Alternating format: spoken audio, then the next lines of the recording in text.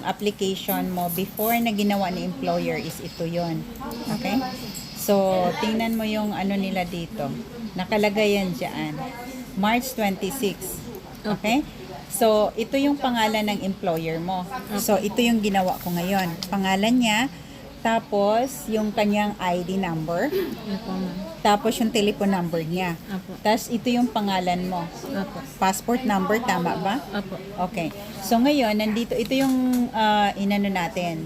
Kumbaga, ang nakalagay dito is number 6. It means, except for, ano to siya? Kumbaga, ang tinatawag na intermediate yung ibig sabihin na mid-level skills. Okay, ang nakalagay dito is both parties, ikaw at saka si amo, ay nag-agree ng maglipat kayo. Putulin yung kontrata. So, according sa batas ng Taiwan, pag ganito ang rason is no extension po talaga. Okay? So, no extension. Since ngayon na mag-i-expired ka na ng June 8,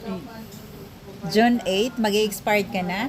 So, i-extend kita ngayon para hindi ka mauwi. Kasi kung wala kang employer until June 6, it means maghanda ka na ng ticket at uuwi ka ng Pinas. Kaya ngayon, I try to apply the extension. Okay?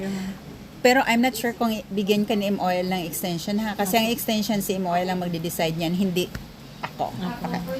So, ngayon, ito yung application natin. So, which is, ang information mo, information employer, so nandito. Ito na rin yung kasi nandito nakalagay, yung termination of date nyo was March 26, 2026, okay?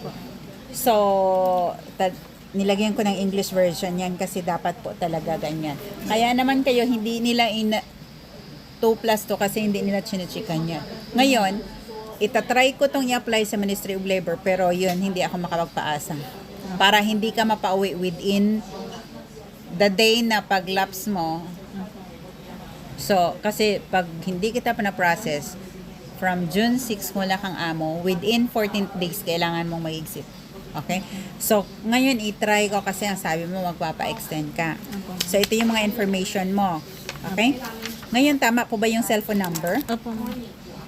0935-603-419. Opo. Kasi dito po yan yung i-registered. Ngayon, automatic na po ang Ministry of Labor ang nagre-registered kung mabigyan kayo. Tapos, yun po yung information dito na ikaw ay isang caregiver. Tapos, okay, this is a second page. And kasunod is all about sa registration kung saan ang gusto nyong area ang i-registered ang permit. So, ang nakalagay dito is sa Taoyuan kasi yun yung gusto nyo. Okay? Next is about dito sa Iyan ng Li. So, it means yung langwahe. So, nilagay ko dyan, marunong kang mag-Chinese, ha? Ibinta rin naman yung sarili minsan. Wag lang itin-tin, ha? Wag lang itin-tin, ha? Pag interview talagang sabi mo, yes, I can, 我会, 我愿意要学. Ganon. 我愿意要学. So, I am willing to learn. Hindi lang yung itin-tin. Pag narinig nila ng itin-tin, bawas ano yan. Bawas points nyo yan. Okay?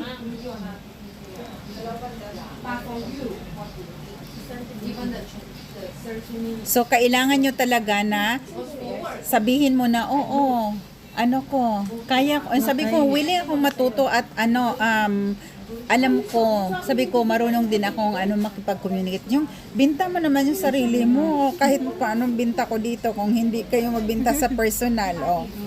Ngayon, so yan po yun.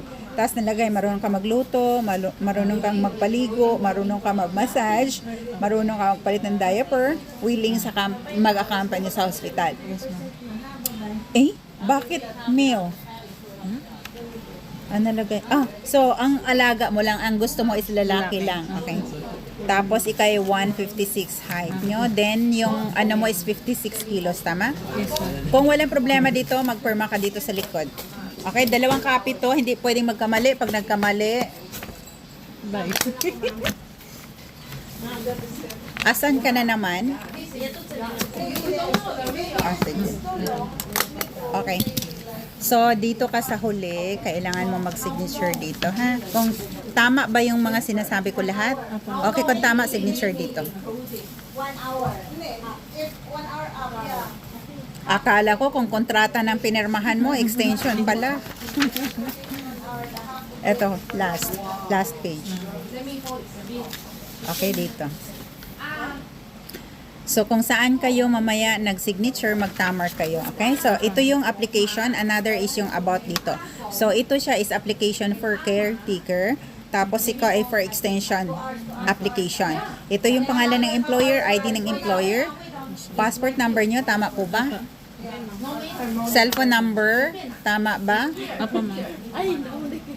Yung March 20 yung March 26 mo tama yung ha, tapos ikaw ay isang caretaker. Ito yung permit number nyo, okay? So, pangalan tama? Okay, since tama yung cellphone, passport number, so signature dito. Dito. Dalawang copy din po. Okay? Tapos sabayin mo na yung asan ba yung aking dito? Pang-tamar, okay? So, ngayon, ang pang-tamar is nandito.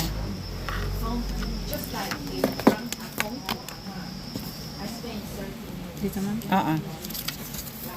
Okay? Over 15 minutes. Okay na. Okay na. Thank you, ma'am. Huwag ka muna magpasalamat kasi hindi ako ang nag-approve ng transferring. Pray na lang ako, ma'am. Umiiyak na yan.